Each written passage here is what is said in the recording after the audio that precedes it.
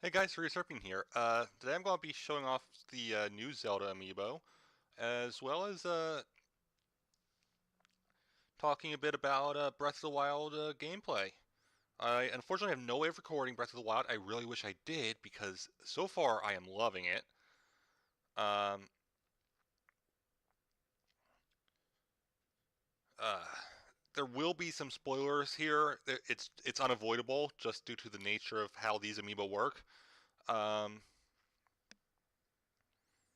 First off, you cannot do the amiibo until you've completed the Great Plateau. Great Plateau kind of acts as a tutorial for the game, and you're locked into that area for the beginning of the game. After that, it appears that you can go wherever you want, whenever you want, though it does give you a story guide, um, which I am going to be following to the letter because I want to make sure I get everything right. Uh, on the Great Plateau, you can do the 4 shrines in any order you choose. It does not matter.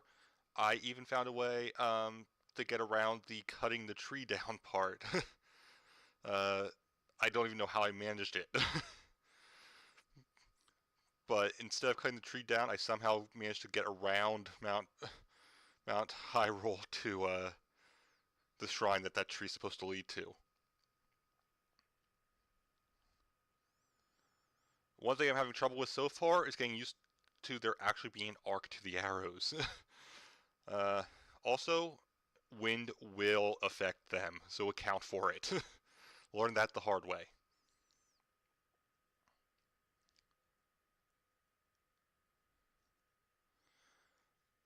Now, every Zelda series amiibo will give something. You already know what Wolf does. The normal Link amiibo gave me Apana, what appears to be Ocarina of Time Apana. May be able to give me something else as well. It does seem there are multiple things in their cache that they can give. Sheik gave me Sheik's hood, which will help with stealth.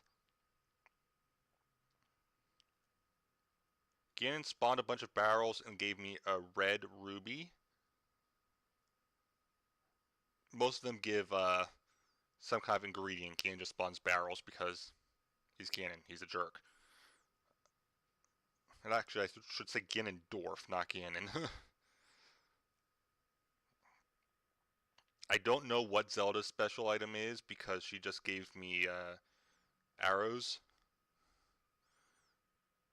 This Zelda's special item is a shield, but she did not give it to me.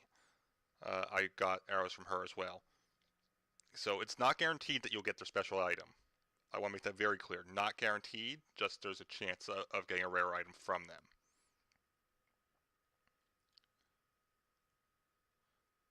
Bowlink and Toon Link both gave me the Soldier's Bow, which I believe is the bow that he is holding here. Uh, no, it's not. That is a Traveler's Bow. I'm wrong. Uh, the Soldier's Bow has a Hyrule's emblem on it.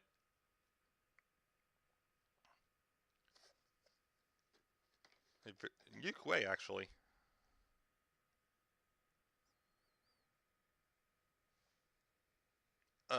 Rider Link has a chance of giving a saddle, which I assume is used for taming horses. Uh, Not that I'll use that now that I've got Epona there. Assuming that Epona doesn't disappear when I go into a dungeon. Um, I did not get the saddle anyway. I just got arrows from him. Also, has a chance of getting a sword that I didn't get either.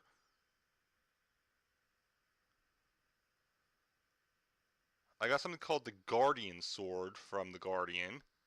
And I'm going to be doing more about this, talking more about this amiibo later because this thing is amazing. Um, on its box, it shows that can give an arrow as well, what I'm going to call Guardian Arrow, just based due to the fact that this design looks like the Guardian Sword. I did not get that. I just got the Guardian Sword, which is a high power, low durability sword. Think the giant sword before Bigoron finishes it. Bokoblin, I got a club from. It shows 2 clubs on the box, both made from bone. And can I just say I love having more villain amiibo? They really feel more toyish when there's actual villains to them.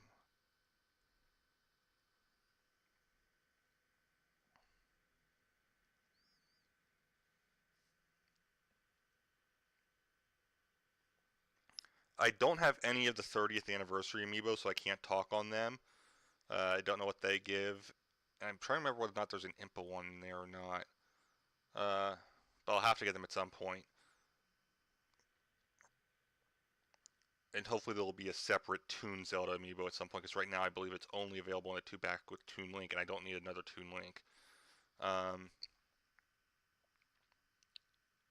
you can scan each amiibo once per day. There may be some outside the Zelda series that you can use. I don't know for sure. I'll be doing tests later.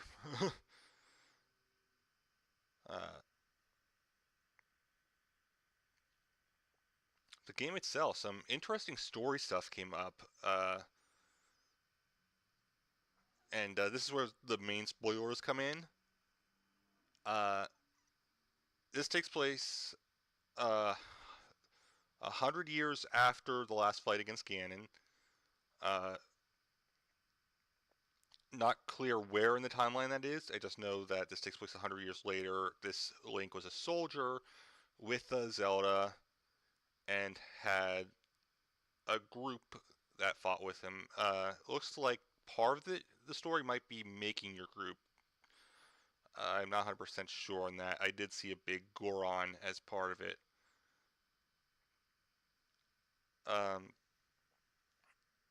And he was asleep for 100 years, and that's when the story starts. There are movie clips called Memories. I have not unlocked any of them. There appears to be 18 of them. I don't know if that's something that'll happen when I go through the story, if it's something I'll have to look for.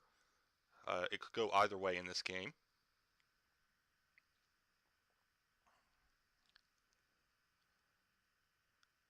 But I'm loving just being the exploration aspect of it. I think any future Zelda games are going to have to use this exploration aspect. It just,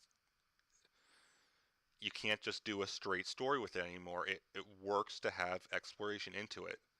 Like, there's still a straight story here, but you have more options as to where to go during that story.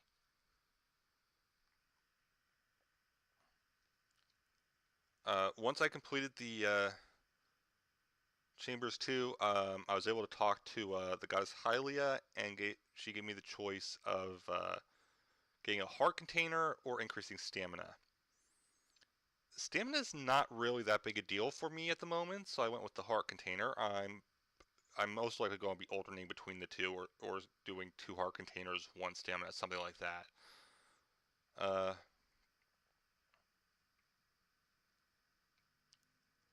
I was able to get to the ice shrine just by abusing food the entire time. I have not gotten that outfit that you can get from that yet. I need to remember to do that.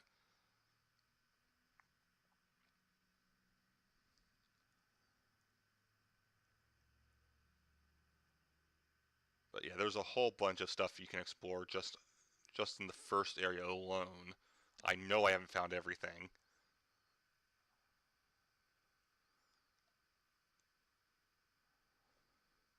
I never saw that golem thing that they fought on the treehouse, and I know that's in the plateau. But now to the amiibo themselves. Let's take a look at them. We have a Bolink. Got a very nice, vibrant blue, and you can't see it due to the lighting in my room at the moment. Very nice, bright hair, which light does not reflect well.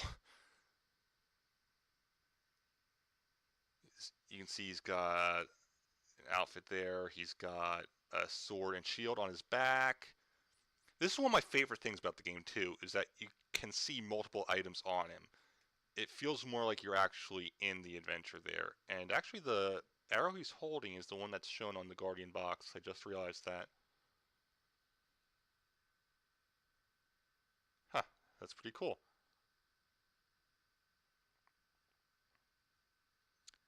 I feel like there should have been a string somewhere, though. There's no string on this bow. I'm not sure how it's actually firing. uh,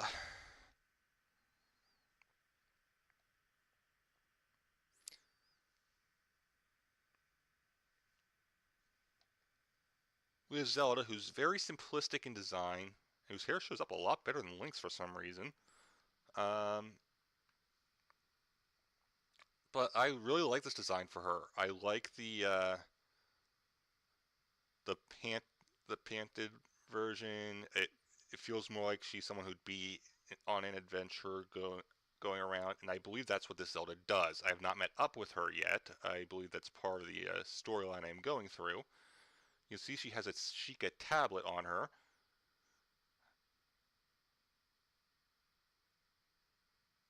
She's got the kind of anime hair there, with just a bunch of clumps.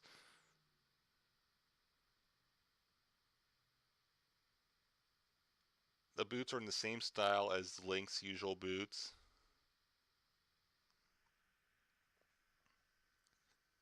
That's pretty cool. Uh, the Bokoblin here, who uh, has a big old club. He's got a skull necklace. He's got the very piggy look.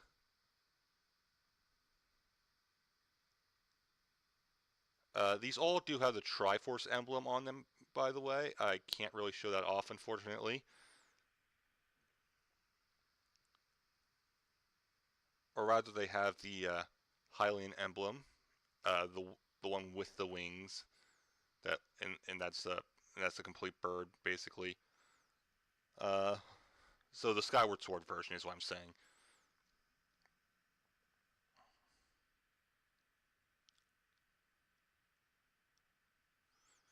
Okay, we've got Rider Link here. There is detail and stuff underneath the hood, but there's no way I can show it on camera. If I had a decent camera, I wouldn't be able to. Got a not really dark horse here. I am not going to call this Epona, uh, mainly because the Ocarina Epona that I have is the one that's going to be called Epona. uh, it's got a nice dynamic pose, so the rearing is kind of dead trope. He's got a sword out. And that was one of the first things I tried when I got on my Epona, see if I could take any weapon out. I could. Got a shield on the back there. Got a cape, which I assume is actually meant to be a cloak from the hood, but it looks like a cape. Don't know what the emblem is on it. The coloring on this horse is really nice, too. I mean, it looks like a briar. That's pretty impressive.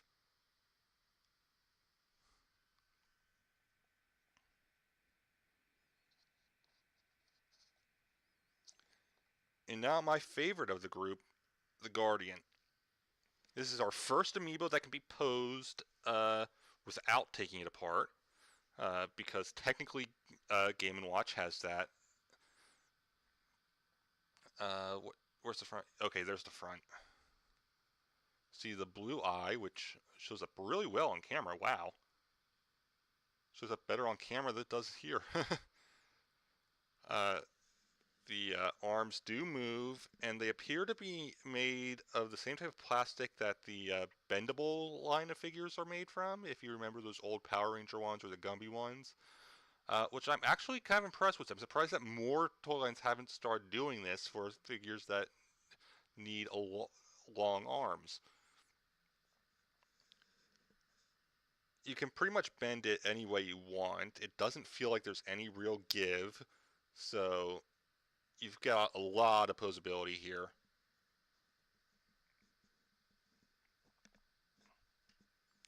Have it reach out like that. And probably straighten it out all the way. Yes, I can. And that looks awkward, so let's not do that. There we go, reaching for the camera, I like that. This is a pretty hefty figure. Um, its weight is not quite as much, but pretty close to the 8-bit Mario. And considering how small it is compared to that, that's pretty impressive. Uh, most of the weight is in the body here. What's neat on this one is Nintendo designed it so that when you open the box, there is a terrain for it to go onto. So there is a bit of a diorama here. I'll probably make some kind of sky or something in the background, maybe put Hyrule Castle there or the Temple of Time or something, and just have it sitting there. But so there's definitely a display piece in its design, and when you open it, the black part that you need to remove is under here, so you can open it and just keep it in there if you want.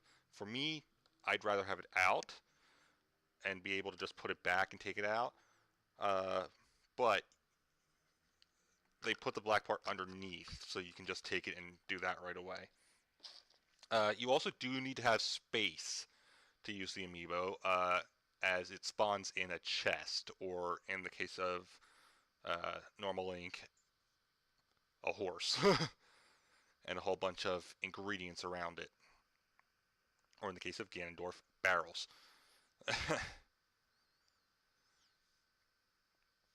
So yeah, these are pretty neat figures. They are going to be very helpful in the game with the ingredients, because you definitely want to have as much food as possible in the game. I have not seen anything that shows potions yet. It might be possible to make potions from the chew jellies. I haven't tried yet. But yeah. Also, that reminds me, screw ice chews. I do not like them. When they die, they explode and they freeze you. I had to figure out a good way to use the arrows on them.